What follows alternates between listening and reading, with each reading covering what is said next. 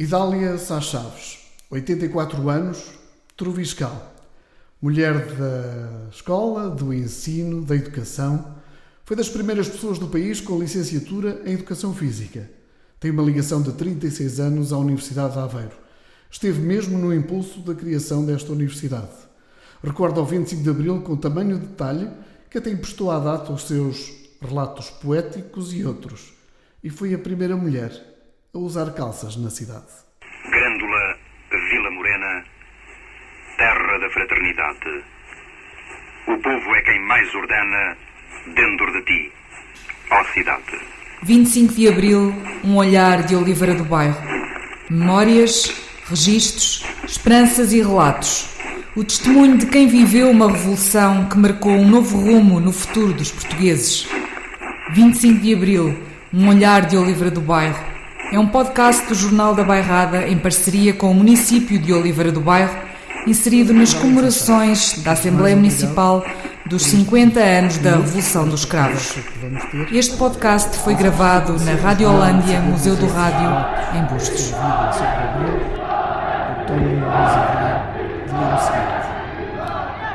O Abel. O Abel era velhote. Quando nasci e dei conta que ele existia, já o conheci por Abel Regedor. Função tão gasta, sobrepusera-se mesmo ao apelido que ainda agora desconheço. Pequeno e seco de carnes, nunca a sua bicicleta simplória se via sem a pasta. Uma pasta velha de couro enrugado, seca e gasta da missão, sem folhas de imposto ou recenseamento que chegassem para a engordar. Nem a ele, uma instituição a cair em cada pedalada. 25 de Abril, pela rádio, o imenso grito de liberdade, o sonho, o não poder crer no que se ouve. Manhã a clarear. Sai meu pai à rua, confirma a nova com o primeiro passante. Volta rápido ao quarto, onde minha mãe estremunha. Maria! O Abel perdeu a pasta. Professora Idália, o Abel existiu. O Abel existiu, sim. E perdeu o emprego, perdeu a pasta. Perdeu, sim. Que coisa bonita de olhar para o 25 sim. de Abril. Isto faz-me lembrar quase... este poema leva-me quase para a arte do Roberto Benigni no A Vida é Bela, não é? Sim. Que coisa fantástica de mostrar como é que foi o 25 de Abril no Troviscal. No Troviscal. Antes de mais, muito obrigada pelo convite, também ao Jornal da Bairrada. É um prazer e um gosto poder partilhar, em primeiro lugar, convosco e, em segundo lugar, com todos aqueles a quem possivelmente será facilitado o acesso a esta nossa conversa. É um enorme prazer e uma grande oportunidade. Relativamente ao Abel, sim. Obrigada por ter escolhido esse texto dos meus que cantam Abril, porque o que a mim me surpreende tantos anos depois sobre essa escrita foi a possibilidade que eu pressenti, e à época eu era uma jovem professora do ensino liceal, dava aulas no Liceu Nacional de Aveiro,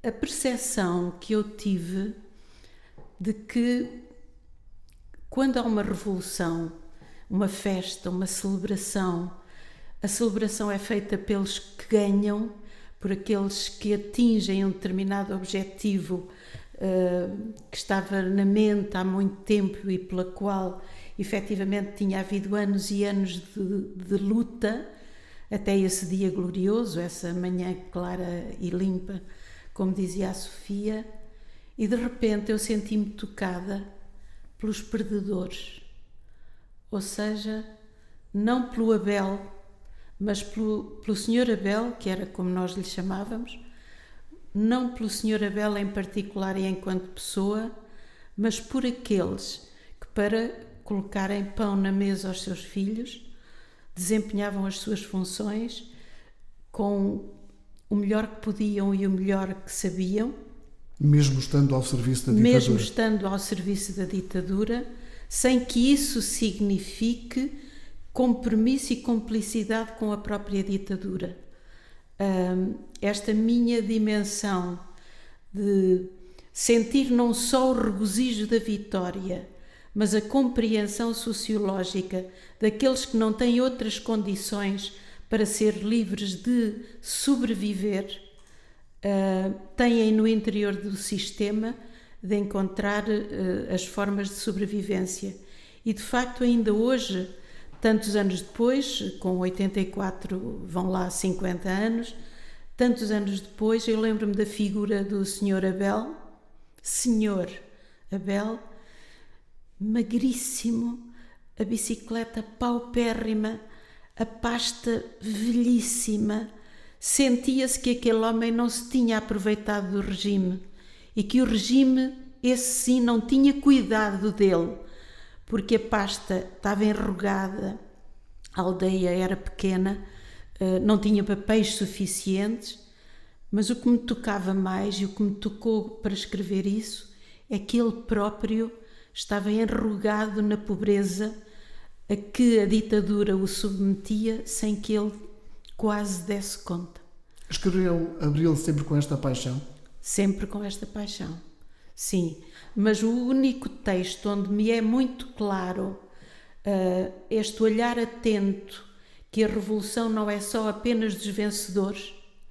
Em todos os lugares do mundo, as revoluções deixam atrás de si um rasto de perdedores e nem todos são cúmplices com as razões que fizeram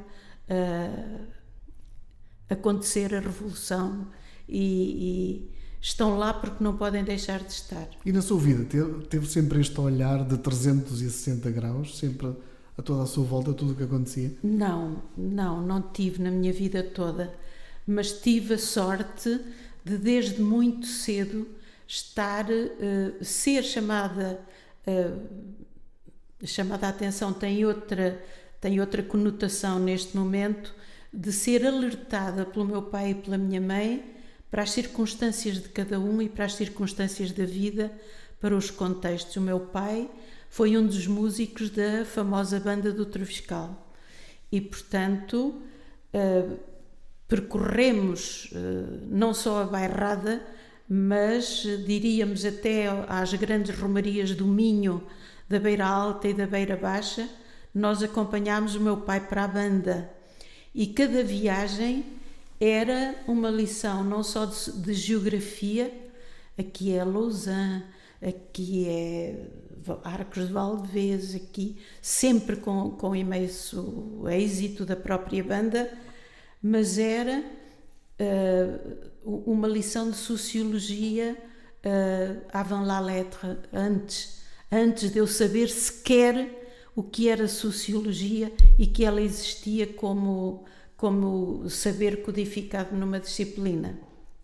E, portanto, os meus olhos foram desde sempre muito ensinados, muito abertos para a estética enquanto linguagem musical.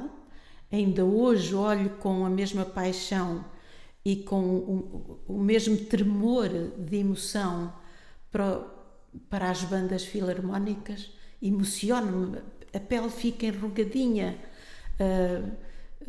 ao ouvir, e as deambulações que a banda do Troviscal sofreu, beneficamente, obviamente, e que essa experienciação de uma linguagem estética no interior de contextos sociologicamente não muito satisfatórios, mas onde existia o lugar da festa, nem que fosse uma festa anual, quando nós íamos celebrar, nós, o meu pai e a minha mãe, nós não regressávamos apenas com o sabor da festa, regressávamos também com o olhar das serras do Caramulo, do Bussaco, com os verdes da bairrada, enfim, com a ecologia dos sítios onde a festa acontecia. Memórias de infância? Memórias da primeira infância. Mas houve outras memórias que já não a marcaram tão positivamente. Sim. Eu recordo-me algo que ainda hoje lhe faz confusão, que é a viscosidade. Sim, absolutamente. Quer-nos falar sobre isso? Claro, agora eu já sei explicar isso exatamente em função do percurso de vida e o facto da vida me ter facultado a oportunidade de ir ampliando, quer o meu repertório de conhecimentos e de informações, quer a minha capacidade de os interpretar criticamente, quer a minha capacidade de ser uma mulher grata por essas duas chances. Eu hoje sei melhor interpretar isso que aconteceu e frequentemente dou comigo a pensar de que é que eu tenho mais medo e encontro dois medos radicalmente inscritos em mim que condicionam muito os meus comportamentos. Um é um medo da primeira infância e o outro é um medo recente. 2008, um acidente de carro, chocados de frente por um jovenzinho que saiu fora da sua via e nos chocou de frente, e eu sofri 7 intervenções cirúrgicas e o Jorge 5 na sequência desse acidente. E, portanto, estou a tentar fazer as minhas pazes com os condutores que andam na estrada. E esse medo é mais fácil de explicar propriamente o outro? Sim. O outro é um medo, não é atávico, mas é absolutamente primordial, que tem a ver com a relutância física que eu ainda hoje sinto pelas coisas viscosas. Tocar com a mão em algo que escorregue. E até muito tarde não sabia explicar isso. Até que, num determinado momento, em conversa com a minha mãe disse: Idália, tu lembras-te? Tu tens alguma memória de quando andávamos a colar cartazes e tu eras muito pequenina? Eu só mãe a colar cartazes, por amor de Deus, mãe. Onde é que nós andámos a colar cartazes? E a mãe disse: é quando foi a campanha do Norton de Matos. Tu tinhas para aí uns 8 ou 9 anos, verifiquei agora que tinha 9. Nós íamos de noite numa furgoneta de caixa aberta, cobertos com um oleado verde, íamos todos lá de baixo, e enumerou o meu pai, a minha mãe e 2 ou 3 vizinhos, e levávamos uma lata de tinta com cola e o rolo dos cartazes com a fotografia do Norton de Matos, e íamos pela bairrada a colar cartazes. Isso é saboroso. E subitamente, quando a minha mãe conta isto, eu sinto o arrepio, o tremor, e disse: já sei de onde me vem o medo do visco. Quando íamos debaixo do oleado verde, com um dos solavancos, porque àquela época as estradas não estavam calcetadas, não é? Portanto, eram cheias de barrancos e de covas. A um salto, eu tropecei e um dos braços entrou diretamente dentro do balde da cola para colar cartazes. E quando retirei a mão e me agarrei ao oleado, que tem também uma textura fria e difícil, e era noite, e eu não sabia o que é que estava a acontecer, eu criei realmente essa reação de medo a esse tipo de contacto e de substância. E a culpa foi do Norton de Matos? Não foi do Norton de Matos. Foi um orgulho. Num outro texto que eu escrevi mais tarde, dizia que os valores que pude aprender na infância são as minhas joias de família e que não uso pulseiras, nem anéis, nem brincos. Sou uma mulher despida de ornamentos, porque as minhas joias eu uso-as na boca e são palavras. Que maravilha!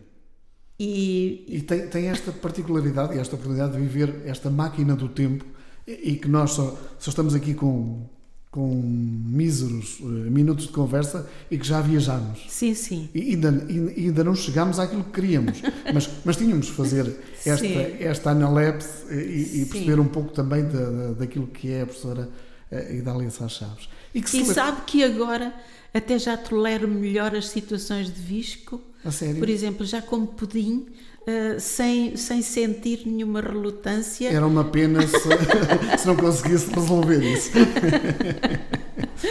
Olha, vamos saltar para o 25 de Abril. Sim. Aquele dia que para si parece que foi ontem. Recorda tudo? Recordo tudo, sim. Até que é porque que se foi recorda? muito interessante. Foi muito interessante Conte-nos pessoalmente. Conte-nos tudo. Como eu já tinha dito há pouco, eu e o meu marido, José Jorge, éramos professores no Liceu Nacional de Aveiro e tínhamos feito um pacto, exatamente fruto do tipo de formação que tínhamos tido os dois na faculdade em Lisboa. Tínhamos feito um pacto que era continuar a estudar enquanto tivéssemos alguma lucidez. Nós tínhamos percebido radicalmente que não podíamos parar por ali e tínhamos compreendido que o conhecimento está em constante evolução e que se nós parássemos perdíamos o comboio. De maneira que o pacto era, sempre que houvesse uma ação de formação, ou um ou o outro iria, porque depois transmitiria o que aprendeu lá, uma vez que o outro teria de ficar a tomar conta das nossas duas meninas.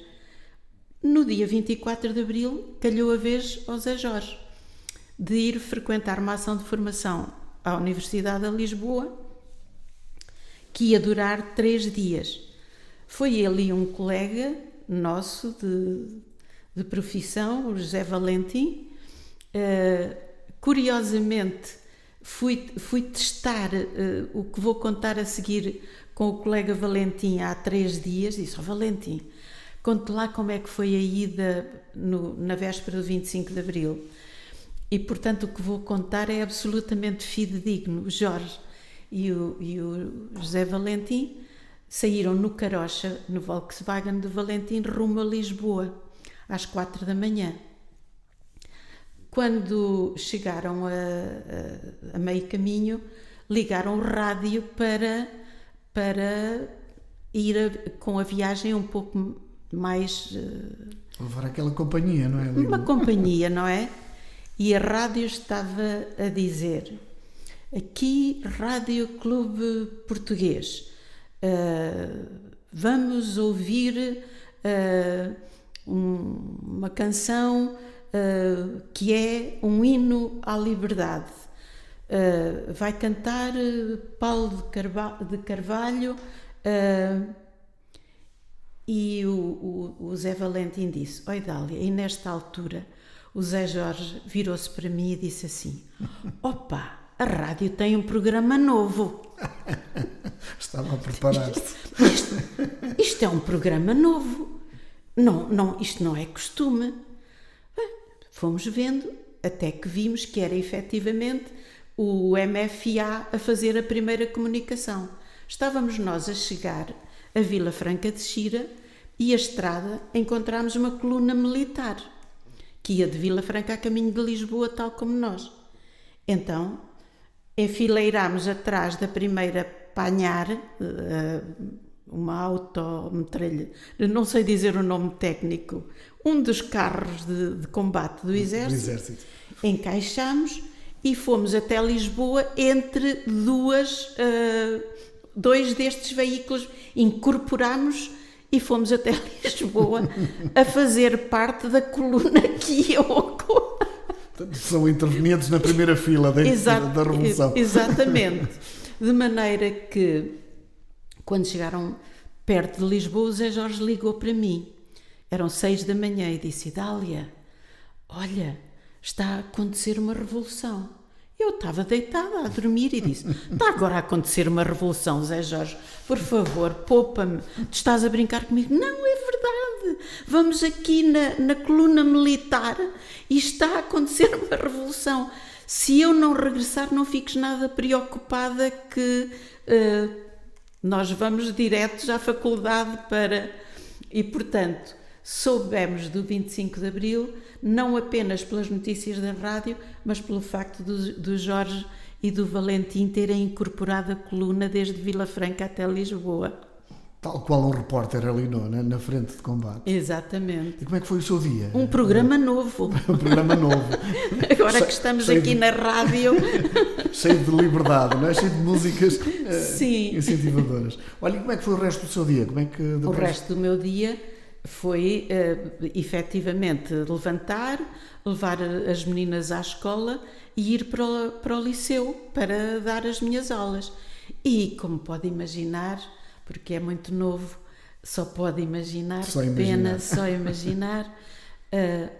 Apesar de imaginar já ser bom, era indescritível. Eu já tentei várias vezes encontrar as palavras suficientes para dizer o que é que estava a acontecer em nós, que emoções, era um misto de será, não será, o que é que vai acontecer depois disto. Era uma festa, o verdadeiro sentido da festa estava dentro de nós, com algum temor de que algo pudesse vir a perturbar isso. Deus queira que resulte bem. Portanto... Era esse o desejo, não é? Era esse o desejo, era essa a surpresa, era um cocktail de emoções, mas que eram sobretudo esta era a manhã inteira e limpa que nós esperávamos, e a Sofia foi felicíssima a encontrar estas palavras para o dizer, e é nelas que eu me revejo. Maravilha. A professora Idália Sá Chaves acabou por me dizer há dias numa conversa que nem celebrou em condições este Abril. Primeiro porque não tinha o Jorge cá para os dois. Primeiro. Sim. E depois estava tão imbuída naquela questão da universidade que acabou por afastar um pouco o foco da Revolução. Isso foi mais tarde. Foi mais tarde. Foi mais tarde, porque isto acontece em 74. Exatamente. E eu entro para a universidade em 86. Entro como orientadora de estágio, entro por concurso para a universidade para orientar os estágios dos futuros professores. Portanto, há uma década de intervalo houve aqui um lapso, em que tudo se amadureceu, se consolidou. Foi tudo muito rápido nessa década. Onde cabe aquele testemunho que o Sr. Professor Antero disse agora à entrada, em que nós nos desmultiplicamos em ações de formação. Lembra-se de eu lhe ter dito que o nosso curso, não havendo o nosso curso em Portugal, quando ele foi criado com um modelo curricular dos países nórdicos, e vieram professores dos países nórdicos que foram os nossos professores. Exatamente. Da Alemanha, da Suécia, da Noruega, da Finlândia, e portanto nós tínhamos uma formação sem qualquer modéstia, é meramente casual, tínhamos uma formação que fomos logo despertos para partilhar o conhecimento, e fizemos milhares de horas de formação para os professores, desde... Eu não sei se houve algum lugar da Bairrada onde nós não fôssemos fazer formação. Dos professores. Formação não apenas uma formação pedagógica e científica, mas sobretudo no quadro da animação cultural, da consciencialização cívica. Eram ações de formação para a cidadania que ultrapassavam muito a área específica da educação física em que nós trabalhávamos, mas sabendo que o desporto e as oportunidades que as crianças até aí nunca tinham tido de poder vivenciar, era um campo privilegiado para aprenderem a construir a sua identidade e, sobretudo, a sua solidariedade através da partilha do jogo em equipa. Vamos voltar para trás, não? Vamos. Andamos aqui nesta viagem. Sim, voltamos atrás. 1972. A altura Sim. em que diz ter sido uma influencer. Usamos muito agora o termo, mas foi uma verdadeira influencer da criação da Universidade de Aveiro, que está também Sim. a fazer os seus 50 anos Sim. este ano, está a celebrar Claro e dignamente os 50 anos. Claro que, Como é que foi nessa altura? Claro que o uso do termo influencer sou eu a brincar com as terminologias que hoje se usam na comunicação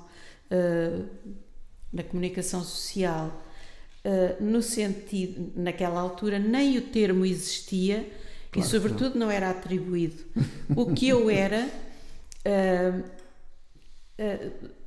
paralelamente aos valores que me tinham sido, que tinha vivenciado na infância, numa aldeia como o Treviscal, que era nitidamente a aldeia de esquerda daqui da região, por razões concretas de luta anticlerical, muito devido à ação de alguns párocos que não se portaram muito bem.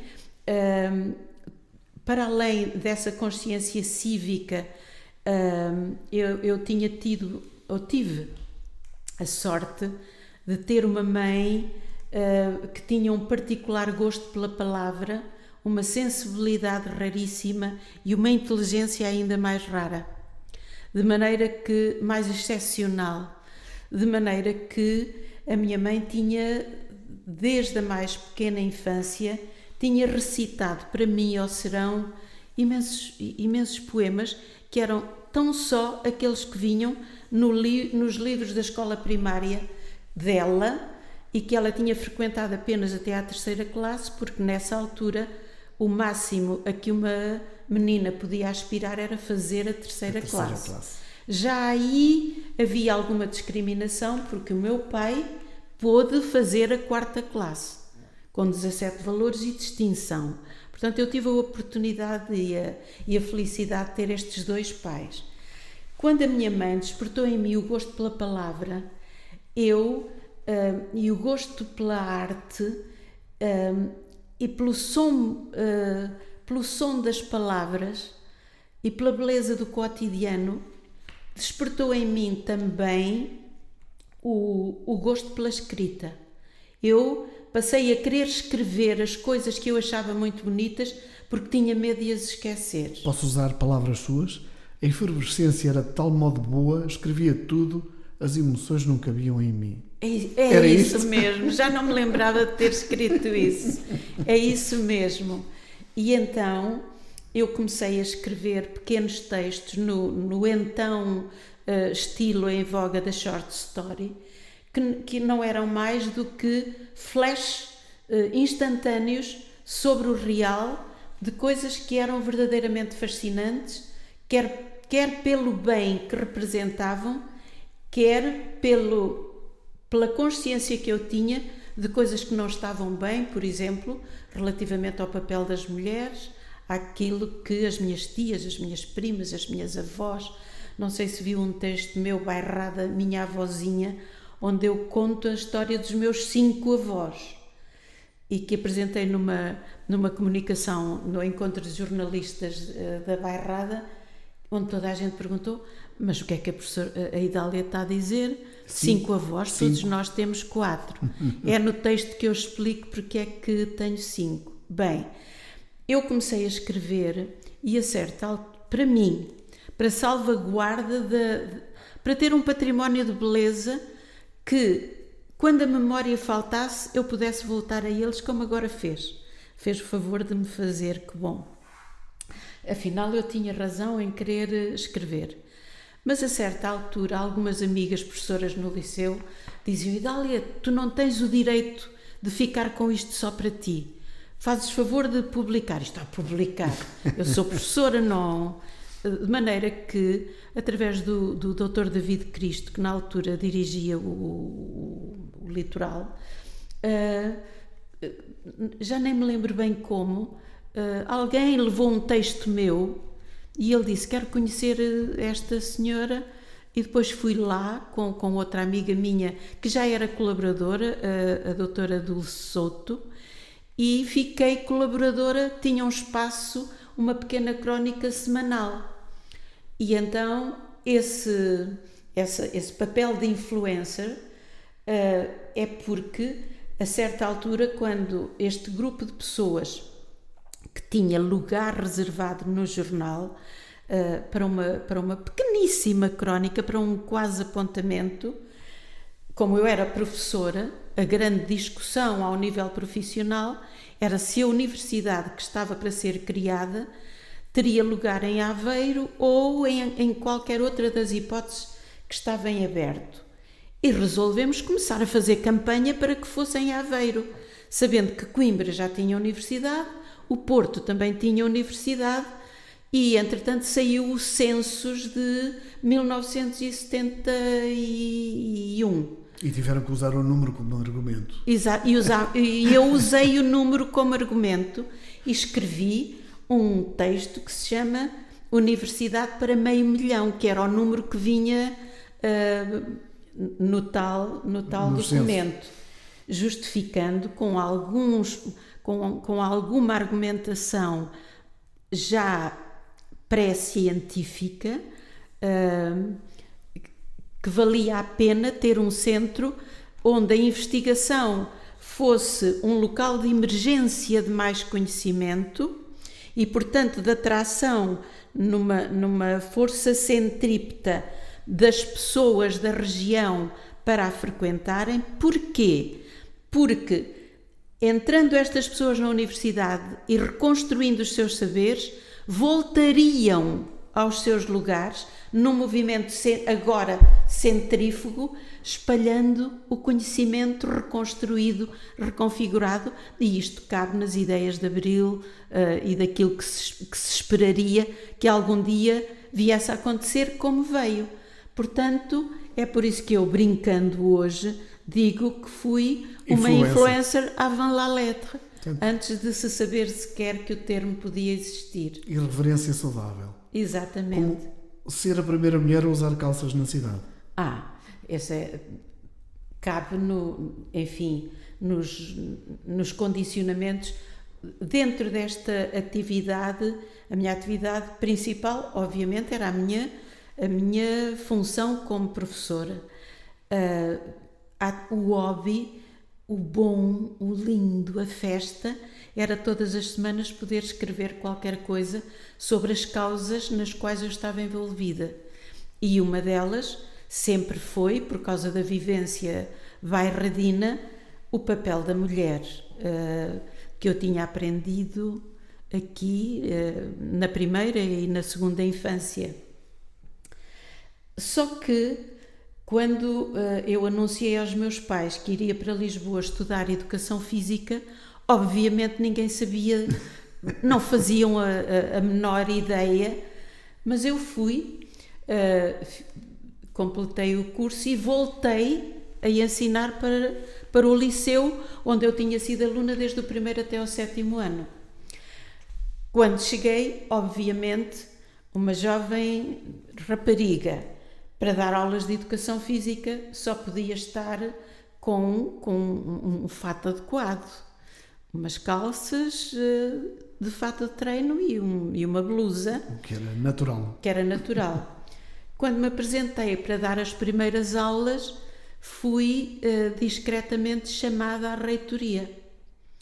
E também discretamente foi-me dito, enfim, que não era hábito as senhoras vestirem calças, que não me ficava bem, e não estou a falar de ficar bem no fit, não ficava bem para a moral da época, não é? E, portanto, eu não queria acreditar no que estava a ouvir e anuí. Eu percebi que a liberdade se constrói sobretudo dentro do sistema. É lá dentro que nós temos de afirmar o novo. E portanto, em vez de dizer vou-me embora daqui porque não me deixam... Não, eu disse, com certeza. Fez pedagogia, não foi? Exatamente. E disse, com certeza. Eu não hesitarei em dar as minhas aulas de saia. Mas como o ginásio tem uma longa galeria, no primeiro andar. Eu convidava amanhã de manhã estar na galeria a assistir à aula. É verdade que eu ia fazer com as minhas alunas um tipo de exercício que colocasse em evidência a absoluta necessidade de usar calças. Mas não foi preciso, porque não aceitou o convite para ir à galeria. Disse, bem, já compreendi. E como todas as regras têm uma exceção, tem a exceção para poder usar. E a partir daí foi o que se viu. Que maravilha. Professor Idália, esta ditadura não fez sentido nenhum. Não fez sentido. Não, fez sentido. Quando nós dizemos não fez sentido nenhum, parece que não teve nenhum efeito. Mas não. Ensinou-nos pela negativa. Ou através da negativa. E teve um sentido negativo para milhares e milhares e milhares de pessoas que viram coartadas todas as suas liberdades. Da outra vez que conversámos acerca do Norton de Matos e da eleição, eu lembro-me que ali no Treviscal, o meu pai e os meus tios e os vizinhos, quando saíamos, eles combinavam baixinho e quando passavam uns pelos outros, não se cumprimentavam dizendo bom dia, boa tarde ou boa noite. Diziam Norton, que é como quem diz liberdade, oportunidade, hipótese, possibilidade. A resistência está nas veias daquela gente, não é? Exatamente. Portanto, fez um sentido tremendamente negativo, teve um peso tremendamente negativo, e foi exatamente a força desse peso que ativou as resistências com igual força, não é? E com uma resposta que nunca podia ser igual, porque pelos próprios instrumentos que a ditadura usava, mas que nós íamos encontrando formas subtis, discretas. Da outra vez não lhe disse, na nossa outra conversa. Então ainda bem, vamos ter aqui uma novidade. Sim, vamos. Não lhe disse. Disse-lhe que os cartazes do Norton de Matos tinham para aí 1 metro de altura, talvez 1 metro, 1,20 m. Era um rolo. E a casa dos meus pais ainda não estava acabada. Nós vivíamos só na cozinha, no quarto, a cozinha da lareira e a casa do forno. Os outros compartimentos ainda não tinham soalho. E portanto, tinham aquelas vigas travessas, mas não tinham as tabuinhas de soalho. Isso ficaria para uma fase posterior. E os cartazes do Norton estavam entre 2 dessas vigas. Mas durante a noite alta, sem acender nenhuma luz, o meu pai e a minha mãe passavam por cima dos cartazes, faziam equilíbrio numa daquelas vigas e iam para o quarto, que era o quarto guardado para quando havia uma visita, para quando alguém estivesse doente, ouvir a BBC. De noite. Isto que nós estamos aqui a fazer. E lá estava, e eu lembro-me da voz da rádio, também com o coraçãozinho pequeno a tremer, porque algo naquilo me fazia algum medo, por eu perceber que não podia ser explícito. Era proibido. Sim. E portanto, sim, a ditadura teve um peso e um sentido negativo absolutamente brutal, não igual para todos, o que ainda é pior, não é?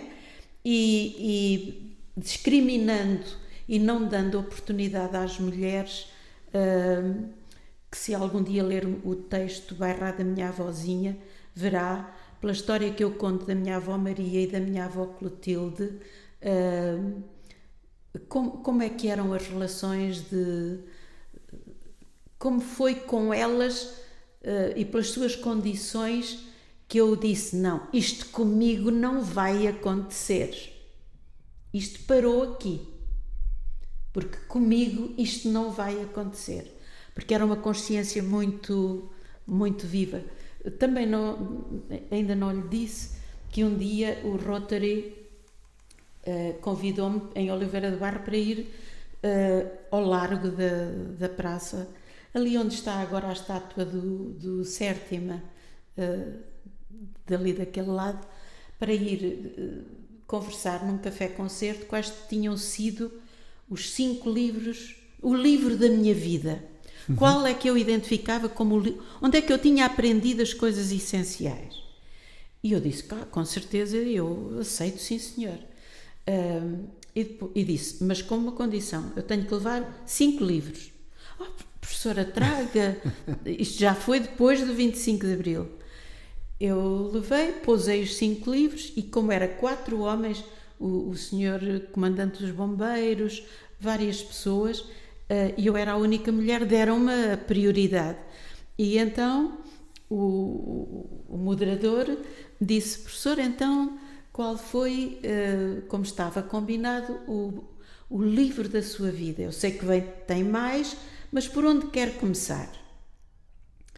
E eu, que tinha os 5 livros pousados uns sobre os outros na mesinha, ao ar livre, disse, o livro da minha vida nunca o li. As pessoas todas que estavam em círculo abriram a boca e disseram, ela não deve estar completamente Isto bem. é um dia mau hoje. Isto é um dia mau. Então ela tem ali os livros, diz que não os leu. Eu disse, pronto, estejam calmas. Não, eu nunca li. O livro da minha vida foi a minha mãe que o leu. E dos livros que a minha mãe leu, ela selecionou todos os poemas e decorou-os para nos dizer à noite à lareira. Olhai as cerejeiras que a primavera floriu. Esta época agora, a nossa casa ali no Trio Fiscal, nós temos um cerejal. Olha, nós temos um cerejal, se calhar em honra desta memória da minha mãe. E que livro bonito. E portanto, a minha mãe, anos e anos seguidos, foi passando para mim o encanto da natureza, a beleza das coisas, a beleza das pequenas coisas, a delicadeza dos momentos, a gratidão pelo calor do lume, pela botijinha de água quente, pelo chalinho, pelos tamanquinhos que compravam em janeiro, porque eu faço anos em janeiro, e compravam-me sempre uns tamanquinhos para eu ir para a escola. Aí está o livro da vida. E aí está o livro da vida. Foi esse livro que eu não li, vivi-o. E quando as pessoas perceberam isso, nem precisaram que eu fosse aos outros livros. Já tinham percebido tudo. Professora Idália, 50 anos de democracia. Está amadurecida para a idade que tem? Está. Completamente. Ainda bem que diz amadurecida e não diz perfeita. Porque se tivesse perguntado está perfeita, eu teria que dizer, e olha o dia de hoje. Em que dia estamos a falar para verificar que não está perfeita, não é? A dificuldade que estamos a ter hoje em que a construção dos instrumentos da democracia esteja a ser tão difícil, não é? Portanto, perfeita não está. E eu até vou mais longe dizendo eu quero que nunca esteja, porque tudo que atinge esse limite fica sem espaço para crescer. Portanto, isto não estar perfeito é uma extraordinária qualidade. O princípio do inacabamento de nós enquanto pessoas singulares e de nós enquanto coletivo e da humanidade em geral significa que há caminho para fazer e que esse caminho é o caminho da inovação, do aperfeiçoamento daquilo que já se conseguiu. Porém, de 72, quando eu escrevi o tal texto, Uma Universidade para Meio Milhão, que veio a concretizar-se em 1973, quando a Universidade de Aveiro foi criada, sem eu alguma vez me passar pela cabeça que pudesse entrar na universidade, o que também acabou por acontecer 14 anos depois. O trajeto até cá é absolutamente extraordinário. Só quem não se lembra as condições de habitação que nós tínhamos, a alimentação, o analfabetismo, a falta de escolas, a falta... Queixar-nos hoje do Serviço Nacional de Saúde, todos nós temos razões, mas é um bem que não há nenhuma palavra que descreva o que ele significa em termos de avanço e de entrega à sociedade. Está perfeito? Não está. Mas há milhões e milhões e milhões de milhões que estão longe deste serviço que nós temos, irremediavelmente longe. E, portanto, sim, está amadurecida, está firme, as conquistas são extraordinárias, porque as conquistas que foram feitas através da educação, das escolas, da formação profissional, em todas as profissões, nos deu uma consciência cada vez mais diluída, é verdade, e que se perde em cada votação, também é verdade, mas que está em nós inscrita como uma luz.